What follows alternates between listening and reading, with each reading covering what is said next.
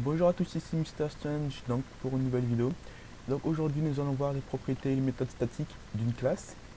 Alors dans d'autres langages on appelle ça des méthodes et propriétés partagées, par exemple en Visual Basic, mais c'est en gros la même chose.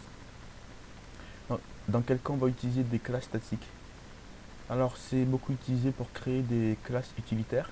Par exemple une classe qui va s'appeler form, qui va nous permettre de créer les formulaires. Donc ce sont en général des classes qui n'ont pas besoin d'instance.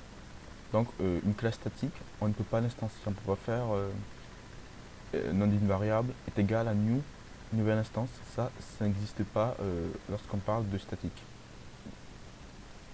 Vous allez voir que, alors on ne verra peut-être pas aujourd'hui, mais les classes statiques peuvent être utilisées dans beaucoup de situations et un peu partout. Et ça peut être très efficace pour des petits projets.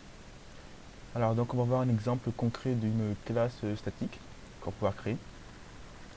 Donc on va créer une classe qui va nous permettre de configurer toute notre application. Donc plus tard lorsqu'on va créer des applications, donc on orienté objet bien sûr, on va utiliser une classe qui va permettre de répertorier euh, tous les paramètres de notre application. Donc pour ce faire, on va créer un fichier qu'on va appeler config. Donc toujours majuscule, dans la classe point. Alors en premier lieu, la syntaxe est pareille. Donc à ce niveau-là, on met classe, le nom de notre classe, qui n'extend donc d'aucune classe. Donc là, ce qu'on va faire, c'est l'enregistrer. Donc là, on ouvre nos balises PHP et on fait comme d'hab, un require de config.php. Donc alors là, vous allez voir que ça n'est pas changé, donc ce qui est tout à fait normal. Donc ce qu'on va faire en premier lieu, c'est créer des propriétés statiques. Donc pour créer une propriété statique, on va faire de la même manière qu'on crée une propriété standard.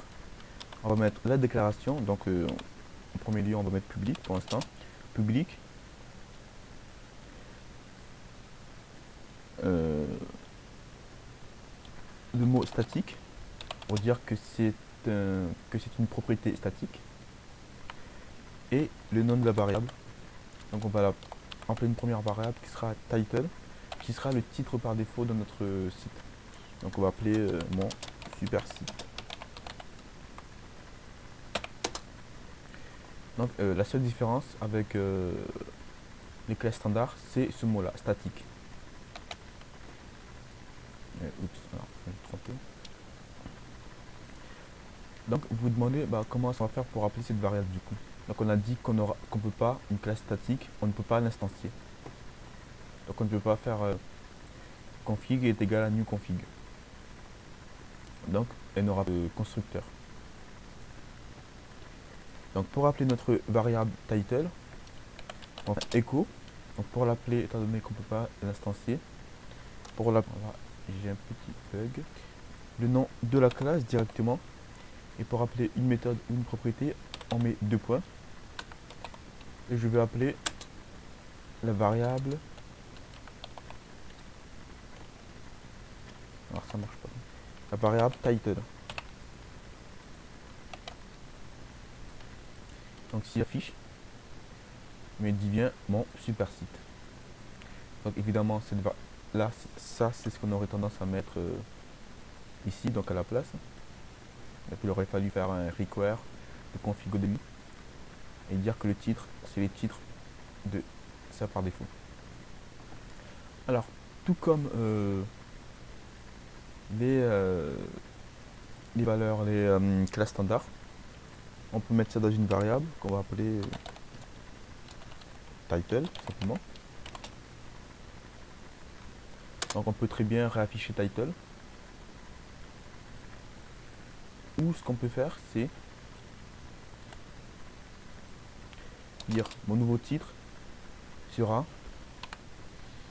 mon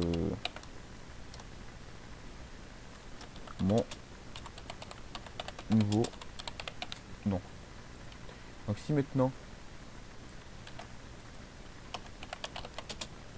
j'affiche mon titre, donc ce qu'il fait, c'est qu'il va affecter à ma variable title la valeur que je vais donner, tout simplement. Donc à ce niveau-là, ça change pas d'habitude. Alors donc en général, vous le savez bien, on met les méthodes, les propriétés en private. Alors bien sûr dans certains cas, il y en a qu'on va mettre en public parce que bon, celle-ci on peut très bien avoir accès en public, le public extérieur, sans souci. Par contre, on peut très bien également créer une méthode. Donc une méthode statique. Si on met ça en private, qu'on ne veut pas appeler à partir de l'extérieur. Pour dire à une méthode qu'elle est statique, on met également statique devant cette méthode. On va l'appeler getTitle parce qu'il va nous retourner tout simplement le titre. Donc là, à ce niveau-là, on met return pour dire tu me retournes le titre. Ici, on n'a pas accès à la variable this. La variable this n'est fait que lorsqu'on crée une classe standard. Donc le mot pour dire que je vais appeler une variable statique, c'est self, deux points. Et là, je mets ma propriété tout simplement. Alors si je fais ça, il va me dire que je n'ai pas accès parce que c'est une variable privée. Donc ça, on l'a déjà vu, c'est tout à fait normal. Donc pour appeler maintenant, du coup ça ne sera plus bon, on est d'accord.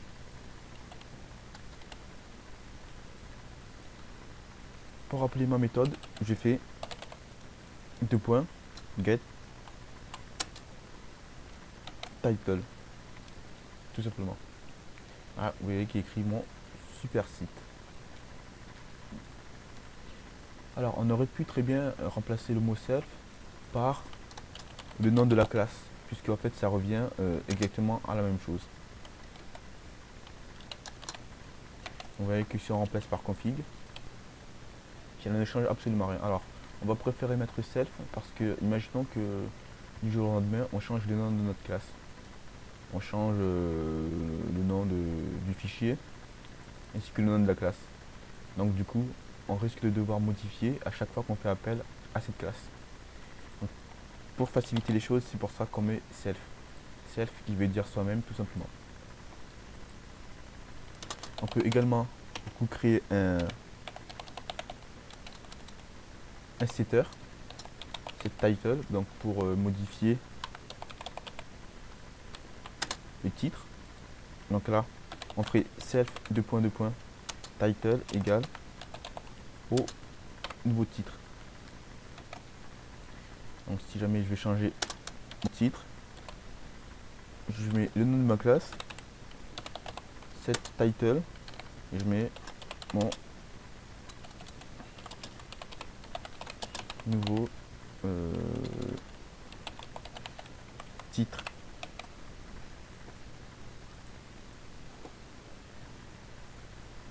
Alors évidemment, si la méthode n'est pas statique, il me dit que la méthode n'est pas statique.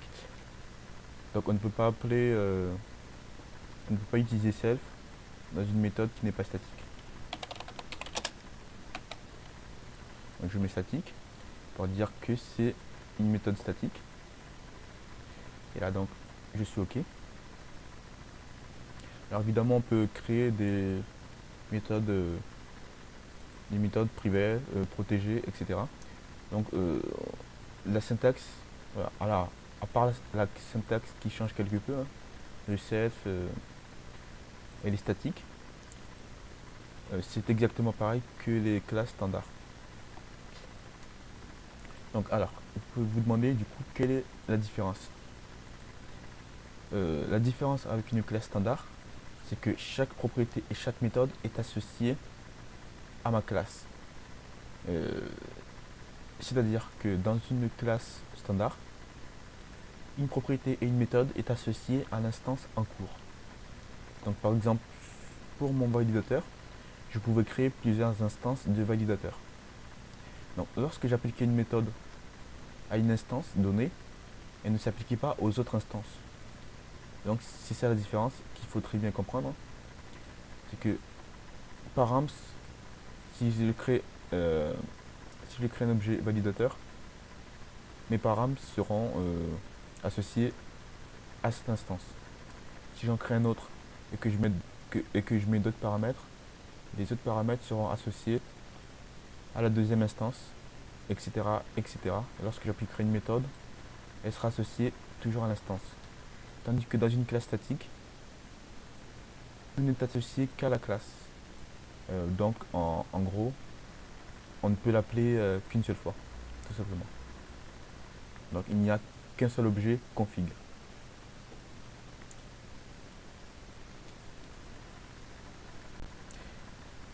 Donc ce que l'on va faire, c'est créer notre configuration de notre site, donc pour plus tard.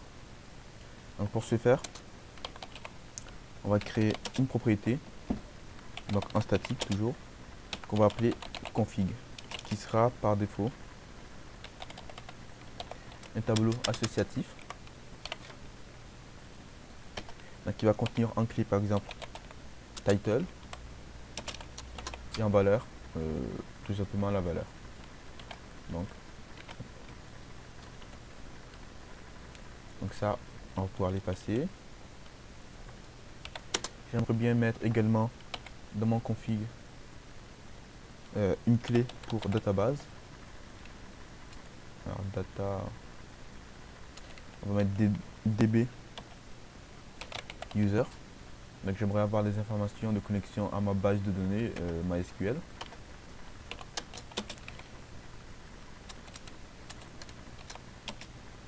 Donc l'utilisateur par défaut c'est root. Alors juste avant, ce qu'on va faire c'est mettre db host pour l'hôte à laquelle je vais me connecter. Donc l'hôte par défaut c'est localhost. Et je vais avoir dbpass. Le mot de passe par défaut sur MySQL, il n'y en a pas. Et je vais avoir db name qui contiendra le nom de ma base de données à laquelle je vais me connecter. Alors on va créer également une autre clé qu'on va appeler CSS, qui sera le chemin où se trouveront nos fichiers CSS. CSS slash. On va en faire un pareil pour les fichiers JS et font pour les images de fond. Donc vous allez voir que ça va être très pratique de... Alors faut pas que j'oublie les virgules, ça va être très pratique. Comme ça au moins dans chaque fichier, je n'aurai pas à préciser à chaque fois le dossier CSS, etc. etc. Donc on va également créer une fonction statique qu'on va appeler get key. On va appeler key. Donc cette fonction va nous retourner la valeur d'une variable qu'on aura appelée. Alors si je fais retourne, donc logiquement ce serait self config. Donc là j'ai mon tableau et dans mon config je vais ce qui correspond à la clé. Alors le souci que si on met ça tout simplement comme ça là, c'est que si on appelle une clé qui n'existe pas, bah, il va nous retourner une erreur. Et donc ça bien sûr on ne veut pas. Donc pour ce faire on va appliquer if array key existe. Donc ça prend alors, donc ça prend en premier lieu la clé et en deuxième lieu la variable. Donc la variable c'est, on est d'accord, c'est config. Donc pas la variable, je voulais dire le tableau. Donc si la clé existe, il me retourne true. Autrement, il me retourne faux directement, donc tu vas pas plus loin. Donc ça, maintenant que ça n'existe plus, ça ne sert absolument à rien. Get euh, get, key, on va appeler title. Je l'appelle title. Alors, j'ai dû me tromper, effectivement, ici, get,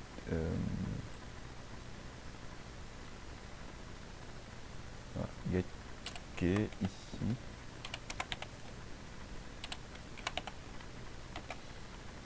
Donc si je fais ça, hop, il me retourne le titre. Évidemment, si je fais db user, il me retourne ce qui est associé, le nom d'utilisateur de MySQL. Donc vous allez voir que ça va être pratique. Alors, bon, vous voyez que cette organisation là, ce n'est pas super bien parce que je mélange tout. Donc ça, ce n'est pas terrible hein, du tout. Parce que bon, là, on n'a que quelques paramètres de configuration, mais imaginons que plus tard, bon, on en a plus. Là, c'est un peu mal organisé. Donc, ce qu'on va avoir tendance à faire plutôt, c'est créer une variable qu'on va appeler database.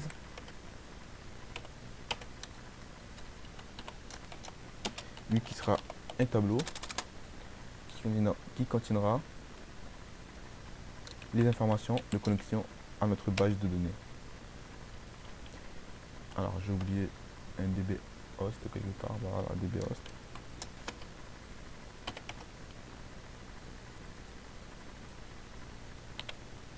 Donc évidemment cette méthode là ne marchera pas hein, parce que si j'appelle database, il va me dire que c'est un tableau, donc qu'il n'y a pas de clé mais que c'est un tableau. Et du coup il faudra que je modifie cette méthode pour qu'il puisse rentrer dans databases et qu'il puisse me donner test. Donc ça on verra ça beaucoup plus tard hein, pas maintenant parce que bon ce sera un peu compliqué. Donc je pense que c'est à peu près tout ce que je voulais vous montrer dans cette vidéo. Donc alors je vous ai dit qu'on pouvait appeler cette classe de n'importe où. Alors pourquoi? Parce que si par exemple je fais un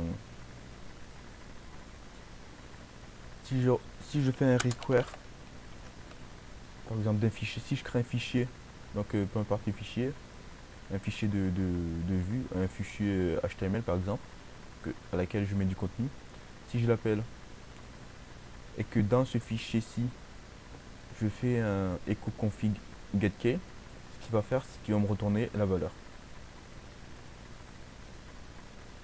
Tandis que si j'avais créé une classe basique, ce qu'il aurait fallu à tout prix, c'est que j'instancie ma classe au-dessus du require. Donc il aurait fallu que je fasse config égale à config à new config.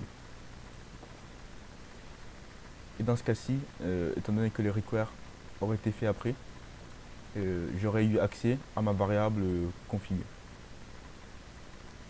Donc dans une classe standard. Donc toujours si c'est dans une classe standard, donc je fais juste un require et que j'instancie ma classe config juste après, bah, je n'aurai pas accès à ces valeurs. Alors là, bon, je pense que c'est un peu compliqué à comprendre sans exemple vraiment concret. Donc on verra sûrement ça dans une autre vidéo. Parce que là, bon, il n'est pas indispensable de comprendre ça pour l'instant. Mais donc retenez bien qu'il n'y a pas beaucoup de différence. Donc pour appeler une méthode d'une propriété, je fais le nom de ma classe, deux points, ma méthode ou ma propriété. Au niveau des variables, je dois mettre statique pour dire que c'est une variable statique. Et le mot statique devant une méthode pour dire que c'est une méthode statique. Et je dois accéder à ces variables et à ces méthodes via le mot self ou encore le mot config dans ce cas-ci. Mais self c'est mieux si on change par la suite le nom de notre classe. Alors là, ce qu'on peut faire, c'est préciser un peu plus que c'est une classe statique. Donc pour préciser que c'est une classe statique, ce qu'on peut faire, donc on peut très bien laisser comme ça. On peut mettre un mot devant là qui sera abstract. Lorsqu'on met le mot abstract classe, lorsqu'on vient dans le fichier, lorsqu'on voit ce mot là, on sait directement que c'est un fichier que c'est une classe statique. Donc vous allez voir que cela ne change absolument rien. Bon, évidemment il me retourne faux parce que je lui ai dit dbuser et dbuser lui il cherche ici là et il ne le trouve pas, donc il me retourne faux tout simplement, donc c'est tout à fait normal, il n'affiche rien. Donc ce mot là peut aider si par exemple on a un fichier qui fait 300 lignes, donc ça va pas être évident de regarder le code et de dire ah bah tiens c'est un fichier, c'est une classe statique. On voit ce mot et on se dit tout de suite c'est une classe statique. Et donc voilà, donc c'est tout ce que je voulais vous montrer dans cette vidéo. Donc désolé d'avoir mis tout ce temps pour faire cette vidéo. J'étais un peu occupé à rechercher des solutions par rapport à d'autres projets. Ah oui, et en passant j'ai changé de logiciel parce qu'avant j'utilisais donc Camtasia. Vu qu'il y avait un décalage, donc du coup je l'utilisais plus. Après j'ai essayé d'utiliser Bandicam. Et même avec la version craquée, je sais pas pourquoi je pense que mon antivirus il doit être assez fort. Du coup à chaque fois il enlève ce qui me sert d'activation de la licence. Du coup je n'ai que 10 minutes. Et évidemment 10 minutes c'est pas assez. Donc du coup j'ai trouvé un nouveau logiciel qui s'appelle Free Software, je sais plus. Free Software quelque chose. Qui est très bien, qui est très sympathique. Donc voilà, donc c'est tout ce que je voulais vous montrer dans cette vidéo. Donc je vous dis merci et à la prochaine.